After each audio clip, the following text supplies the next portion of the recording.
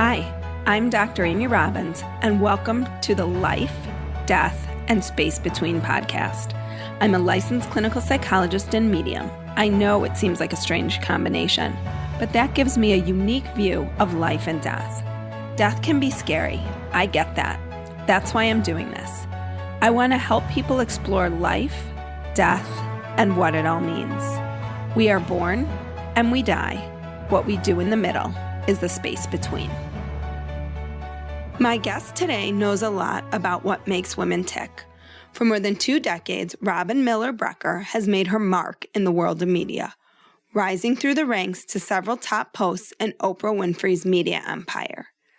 On air and online, Robyn has worked with the world's leading experts in health, spirituality, finance, relationships, beauty, fashion, and home decor. An eternal optimist, Robyn is always seeking to evolve, and one night a medium changed her life. She is here now to talk with me. Robyn, thank you so much for coming in to chat about this. I understand you recently wrote an article appropriately titled, "The Night a Medium Changed My Life." Can you tell us a little about that article? Sure.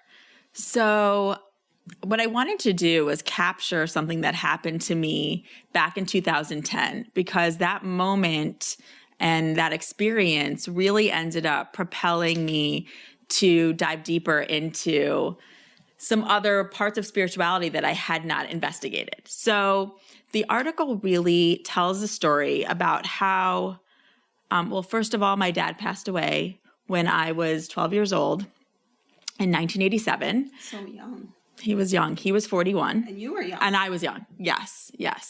And basically, I had never really thought about ever seeking a medium, right?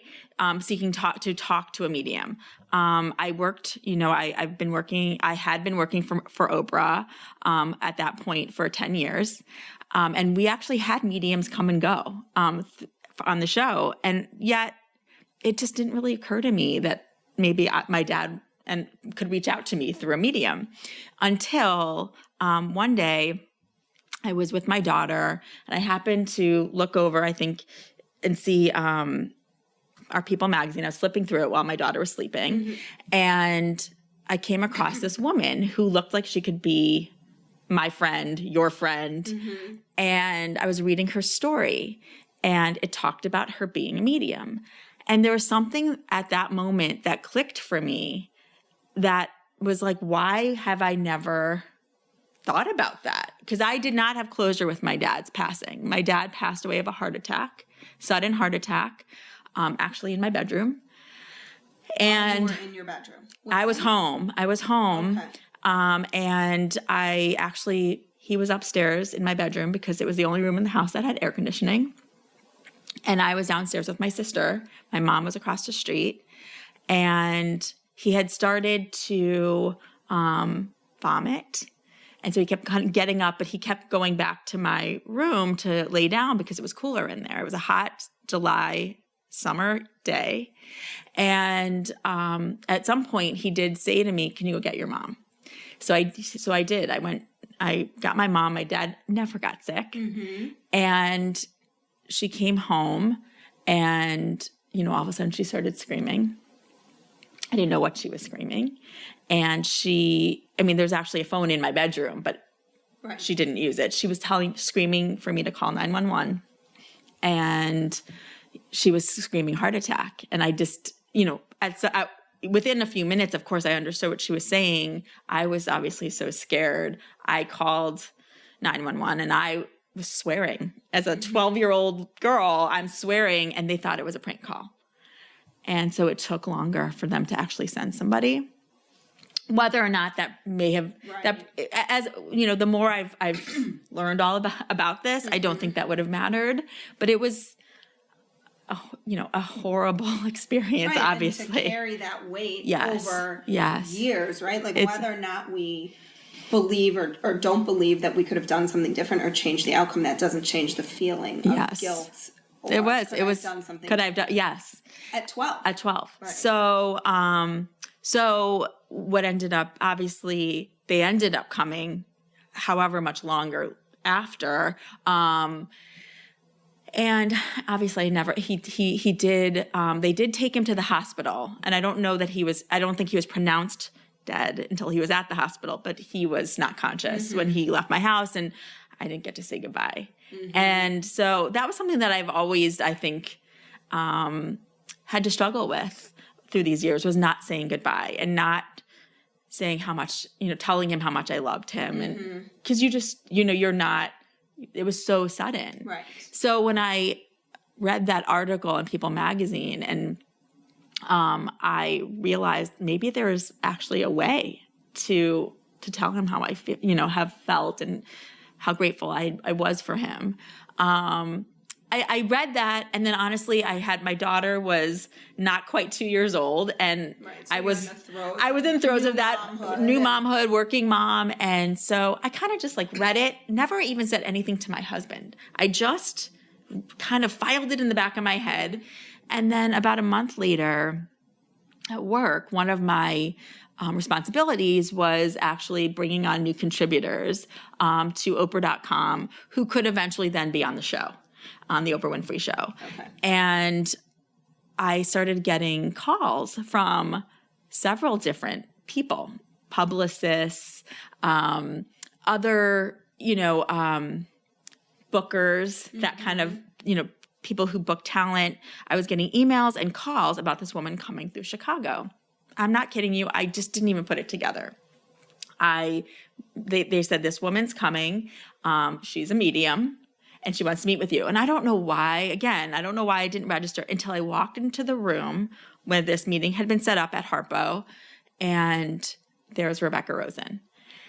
And it was really one of those full circle moments. And it, to be honest, happened really quick, right? And I also think that's part of manifesting things, which is that I had been thinking about talking to a medium, not even just Rebecca. I really didn't even think of that. Do you have a sense for why at that time for you it felt like it had been brought into your consciousness in a way that it had never been before? Because you had exposure to... I did.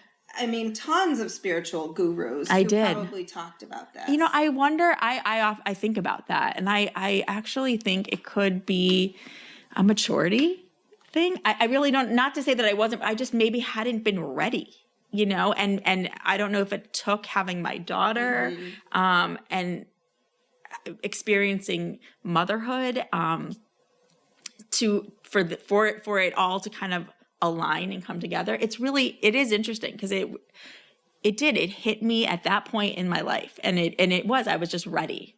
This gift, and she had a book coming out, which actually explained all of it, called Spirited. And then she invited myself and my colleagues to a reading that night. And what's also interesting, though, and she would never have known my dad's name, or that he passed away, or that he passed away of a heart attack. And in that meeting, examples that were coming up that she was trying to just give, my colleagues and I examples of her work. She brought up the name Robert, which is my dad's name. Mm-hmm. She brought up having, so let's say someone had a heart attack.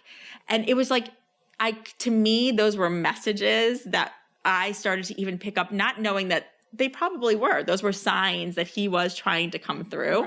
Right. And so she invited us to come to kind of a larger group reading, which was 200 people that night, which of course we made happen. And we went to this reading, and, I was definitely a little nervous, not knowing what to expect. And, she's really good at calming everybody in the audience, but going through a meditation. And I'm not kidding you, I can feel, and now every time when trying to kind of access that other realm, you can feel an energy come through. Mm-hmm. And in that case, you had 200 people who, if you think about how many different souls probably want to talk to those people, is a lot of souls. Yeah. You could feel that energy come through. Halfway through her readings, which I was just in awe by watching this little adorable woman walk around. I actually wonder if we were at the same reading that night. I wonder. Because I went to see her at Wilmette Theater. Yeah.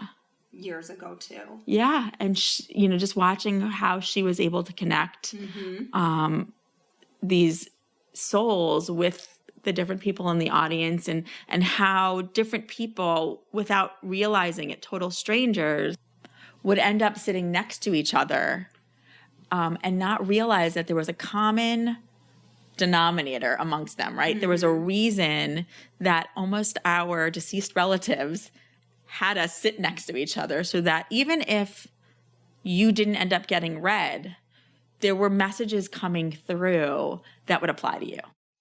So she came over to the area where I was sitting, and she was looking around me, not necessarily at me, and she just started saying, I have a Robert, no a Bob. He's talking about three women. And my friend nudged me, and she said, I think she's talking to you. And I waited another beat to see if anyone else raised their hand. But when she said the three women, and she said, and she said, I should say, he's something about his heart. She had her hands over her heart, and she said something happened to his heart. And I raised my hand, and I said, I think you're talking to me. And she at that point looked me in the eye, and she said, yes, I am. Who were the three women? So the three women were my mom, my sister, and I. And your mom was not with you? Correct. Neither my mom nor my sister were with me. And once Rebecca locked in that this was for me, this was actually my dad, she's like, he had a heart attack. And I said, yes. And she then said, now he's saying that you're a self-made woman. You're a self-made woman. You worked your way up. And he's so proud of you. And when she said that, and the realization to me was, this was definitely my dad talking, and he was acknowledging all I had done, since the time that I remember seeing him when I was 12. I just started crying. I couldn't, and it didn't matter that I was in front of 200 people. Some I knew, some I didn't. Most I didn't. I was just crying because it was such a blessing. I really did feel this was my dad. And, she went on a little bit more about how much he was proud of me. And she then said, who's Harry? He's talking about a Harry. And it took me a moment because I couldn't think of who Harry would be. And my friend nudged me again, and she said, I think she's talking about Jeff. And he's talking about Jeff, which is my husband. And Jeff's name is Jeffrey Harry Brecker. And let's just say that Jeff's friends call him the Wookiee.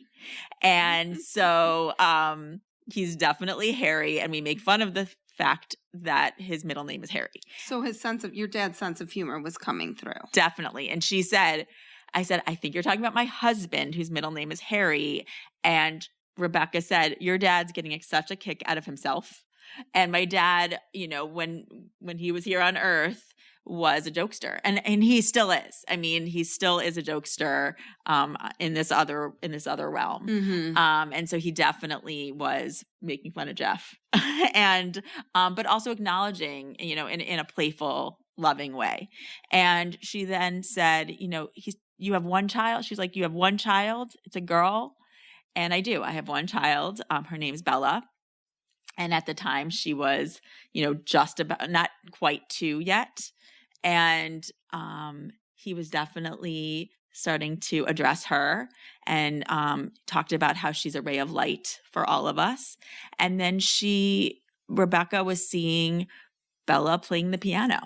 And he was trying to send this message. She's like, does your daughter play the piano? And of course she's right. not quite maybe 2. She's banging on some keys, yeah, exactly.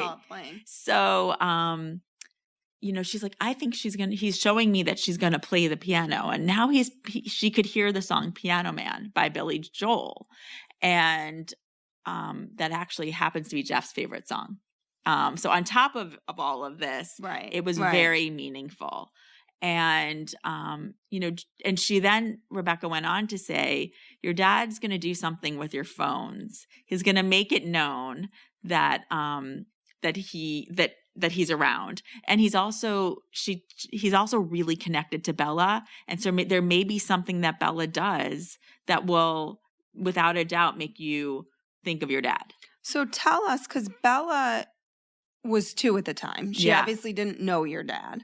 Correct. But she is very connected to him. She so is. Can you tell us about that? Sure. Those experiences? Yeah. So, within a few weeks of, maybe days, I can't remember the exact timing, but it was very soon after this initial reading. I was coming home from work and I noticed that I had a couple of missed calls from home, and I had voicemails. So I pressed play to listen to the voicemail. And the strangest thing was that I heard all this static. It was like, and then I heard my outgoing message. Hi, this is Robyn. I can't come to the phone.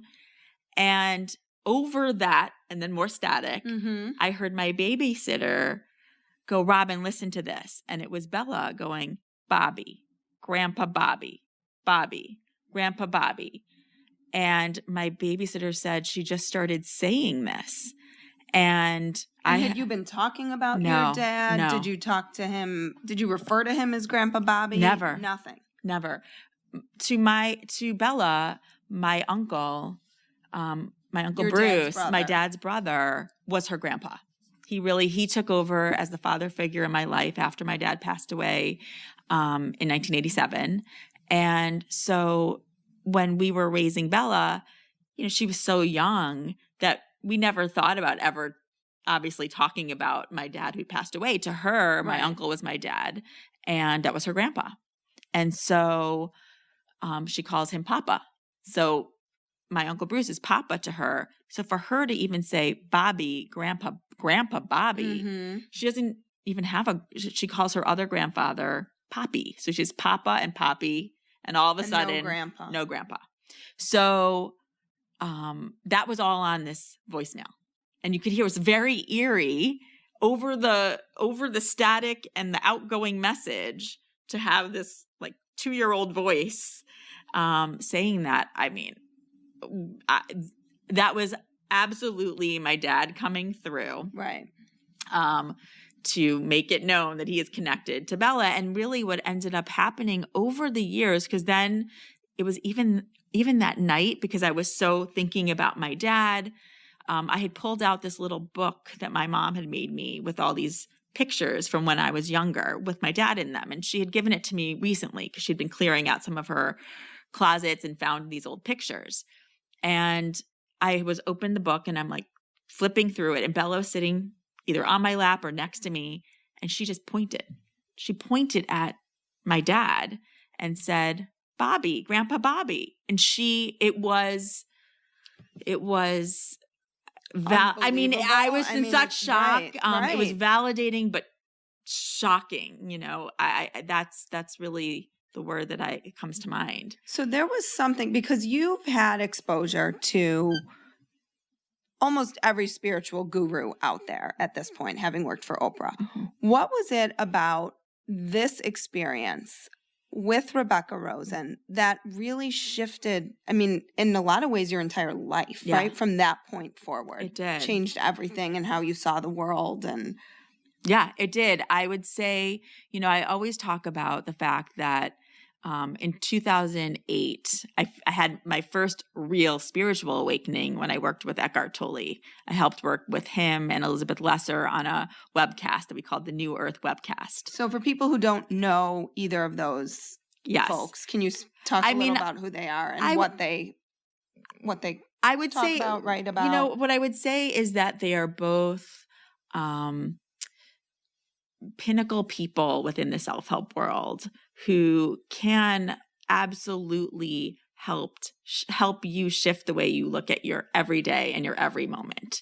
They both have kind of their own take on the world. I think they're both very much about being in the moment and taking it moment by moment, being present in the moment. But then you'd have to really read about both of them to get But they are But raising your consciousness, basically, absolutely right? raising your consciousness. And they're both individuals who help, I would say, millions of lives. Mm-hmm. And I'm one of them, and after working with them and just recognizing so much about my day-to-day that I was in control of and never really recognized how much I have choices that I make and I need to own those choices. That's just one aspect of it. But that changed my everyday. Mm-hmm. And then fast forward, and here we are a couple of years later, I'm already in kind of a different state of how I approach my day-to-day Mm-hmm. and how fortunate I come from a place of gratitude, which I think I've always been a positive person, but I didn't recognize all the abundance and goodness in my life. Well, and I think when you lose a parent early on, you can go two ways. You could go down the path of feeling robbed, that you lost something at such an early age when you need your parents, or you can look at things positively and think about how you can learn from those experiences and what you take from those really painful experiences and how they can help you grow. Absolutely. Absolutely. And I do believe everything happens for a reason, even though when it's happening, you can't see that. Mm-hmm.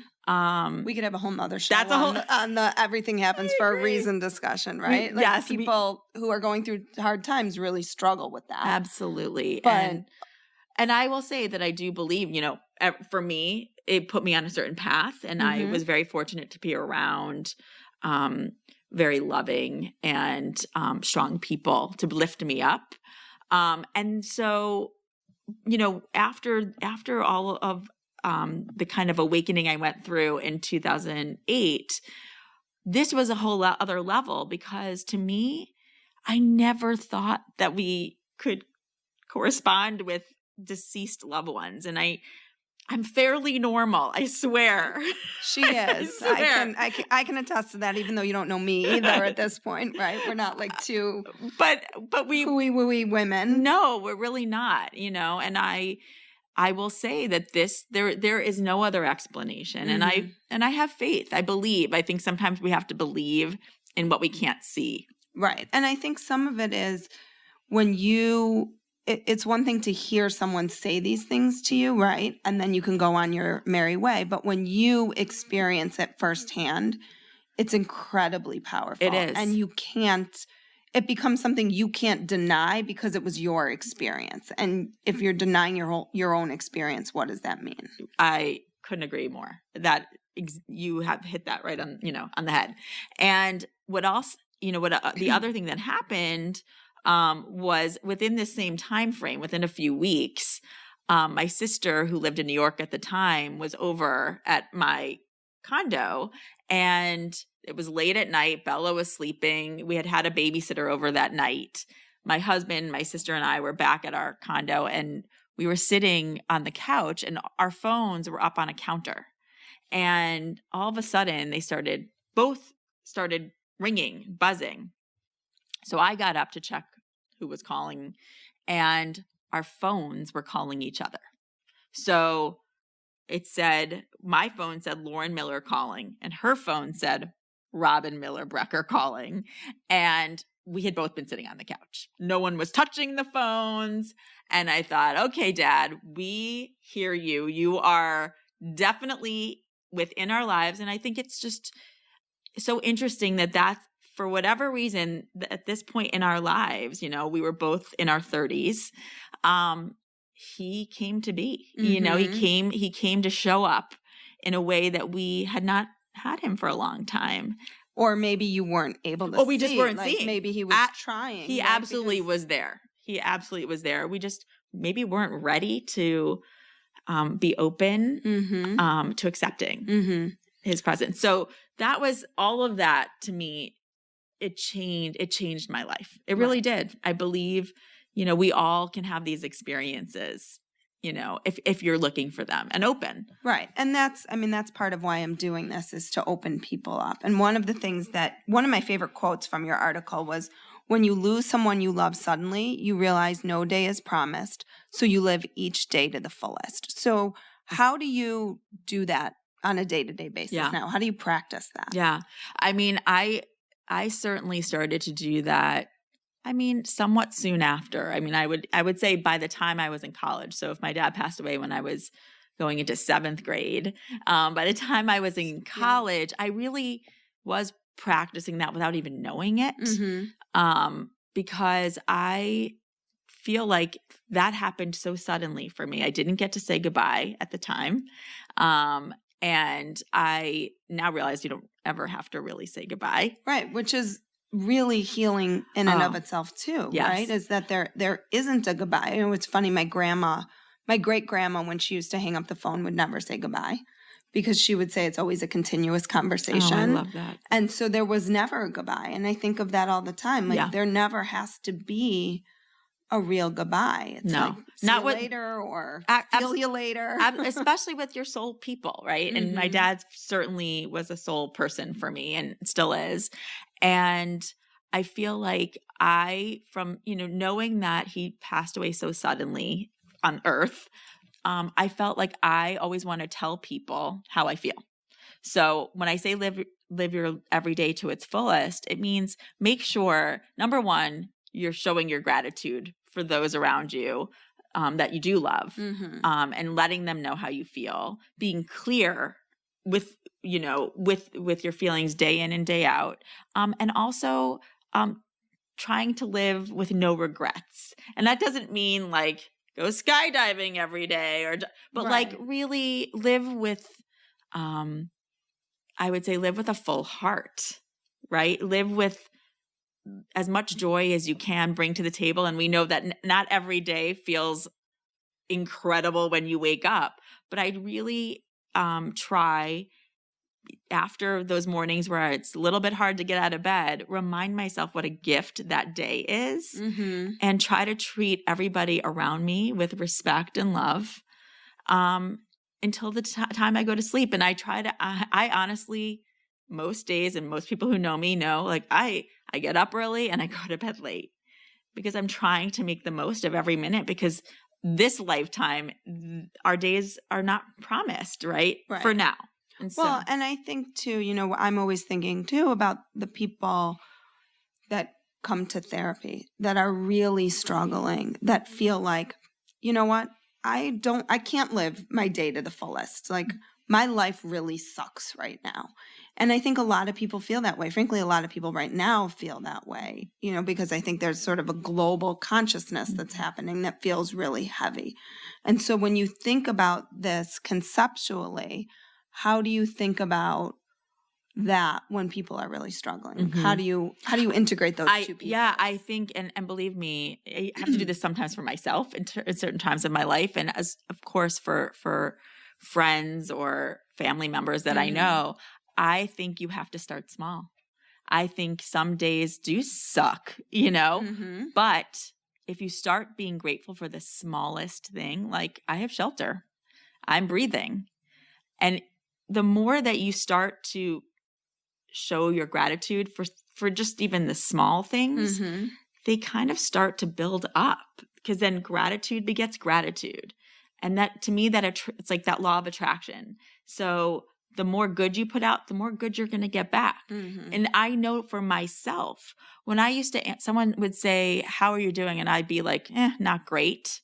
Well, then honestly, kind of like more not great things started to happen that day. Right. So I'm very conscious with those choice of words. Because I think the more positivity, and it comes from an authentic place. I'm not saying fake it. Right. I don't think it's fake it. Right. I think you have to really dig deep, even on those days where sometimes life does kind of suck. But if you start to look at the smallest things, maybe it's the sun, or maybe it's just the fact that you are free. Or maybe it really is the fact that you are alive, right? Because that's what we're talking about here is death. Yeah. And you are alive in a physical sense. You are here physically. Yes. And that is people's biggest fear, is that they're not going to be, or that the people that they love are not going to be, or they're going to suffer like what you suffered at such a young age, or Yes. They're going to lose a child or whatever it is. And that impedes their ability to have that gratitude. It's true. And so I do feel I try to be grateful and realize that like I have a choice to be happy or sad. And I know sometimes that's hard because there are circumstances that it sometimes you just don't want to get out of bed. Right. And sometimes people feel like that's not a choice. Mm-hmm. But I've even in my darkest times recognized that it is a choice. It is. And so I just start small. And sometimes it's only a couple things that I feel grateful for that day, but I do find the more and more you incorporate that into your life, the better the days become. And it really does attract opportunity and possibility, love, like all of that comes once you start being grateful for the smallest of things. Right. And I guess it's probably pretty hard to argue with that given all you've accomplished. Yeah, I feel the blessed. Love that you have and the friends that you have and who you're surrounded by. And yeah, you do keep bringing that into your life. And so I think it speaks to that attitude of really bringing that on. And I would love to do a whole nother talk with you about that because I think, obviously the lens that I want to bring to this is through the therapeutic lens as well of when people are really struggling, days do feel horrible. They feel like they don't have a choice and there are real, chemical issues that go on with people. Absolutely. This is multi-level, multi-layered for people. Yes. And we're just opening up, I think, another level that people might not have considered. Yes. And that's all I want. And what I would say too is that when we talk about living life to the fullest and the days that are darker, it's about getting help. Mm-hmm. Because of course I needed help after my dad passed away. It took me a little bit of time to recognize that. Right. But I went to my dark place too, because I didn't understand and I was young. And with the right help out there, I was able to, they were even at that younger age when I was in my teens, they were able to help me come up with the small little steps and start by taking small steps to see the brighter picture and the bigger picture. That made all the difference. And I think we all could use that help at different times in our lives. Right. And so I've certainly called on help, whether that's professional or friends, throughout my life.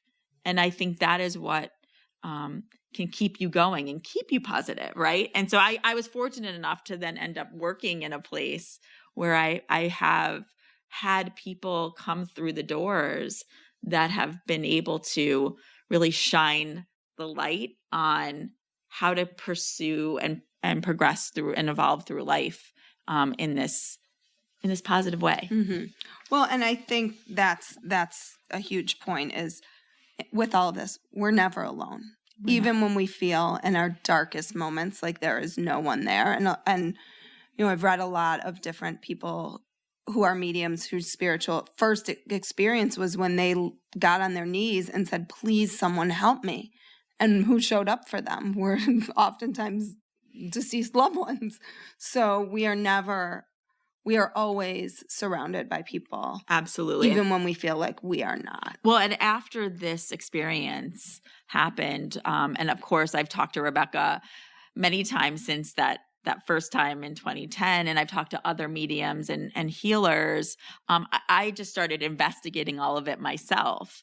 And, what I have read and to what you're saying is we are never alone. And whether that's deceased loved ones or what a lot of people call spirit guides, it's like we have our own people looking out for us all the time. We can't see them, but hopefully you can start to believe and feel them. Right. And so that they want to help you accomplish whatever you intended to in this lifetime. I believe that wholeheartedly. So I just wanted to ask one more question before we go, which is, what advice do you have for people who are scared or skeptical to try something like this? And how do you know if and when you're ready for this experience? So I wowould say that if you're listening to this right now and it intrigues you and it hits you in a place where you're curious, I would suggest there's a couple people that I recommend as resources at the end of my article. And I would take a look to see if they have either any openings or they may be coming to a city near you. And you may even just attend a larger event to see how it all works and how it kind of strikes you.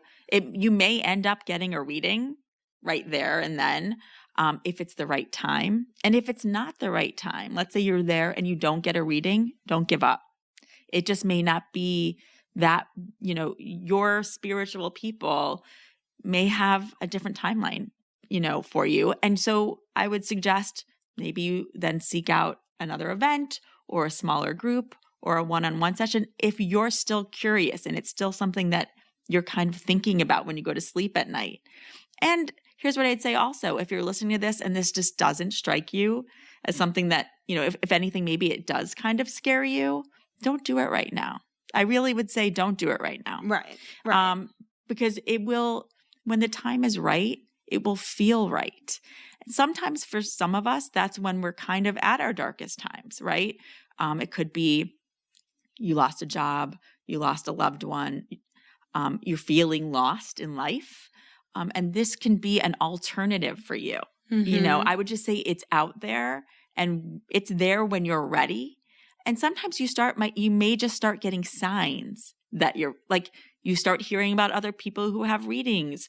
You happen to turn on this podcast. Right, exactly. Right. To me, those are signs. And if you're open to hearing or seeing them, it will align with what you're supposed to be doing. And so then all of a sudden, someone may say to you, did you know that so-and-so is doing a reading in my town? And it will kind of work out. Well, and I think what you're saying too is the signs don't have to be literally like, a marquee that says psychic in town, right? They're very subtle. Totally. And I would also say, if and when you do go seek out someone, make sure it's someone that is reputable. It's someone that a friend of yours has seen and really believes in. I do believe that you want to, especially during your first experience, you want to go to someone who comes with a good reputation, that they've been around for some time, so that there really isn't doubt. Because when you see somebody who is a good reader, a good medium, a good healer, there's no question. You can't really doubt what they're saying. They're talking about things that nobody would ever know. But you also have to, be in the right mindset. So we're going to wrap up for today, but I feel like we could talk for hours. We've already talked for hours before this, but we could talk for hours more. And I would love if maybe we did another follow-up and people can jump in on Twitter at Dr. Amy Robbins and let me know what they'd be interested in hearing more about. Also, if people want to read your article, it is on Oprah.com and it's called I Didn't Get to Say Goodbye. And you can Night a Medium Changed My Life. And you can actually go to Oprah.com/medium and you can get to the article that quickly. Even better. Yeah. Well, thank you so much again today. And I can't wait to talk to you in the future on this podcast. Me too. My pleasure. Like what you heard today and want to hear more? Curious about what comes next and what it all means? You can subscribe on iTunes. Just go to podcasts and find Life, Death, and the Space Between and hit subscribe. And you can follow me on Twitter and Instagram at Dr. Amy Robbins. Ask me any questions you might have, let me know what else you'd love to hear about, or just share your story. I can't wait to hear from you.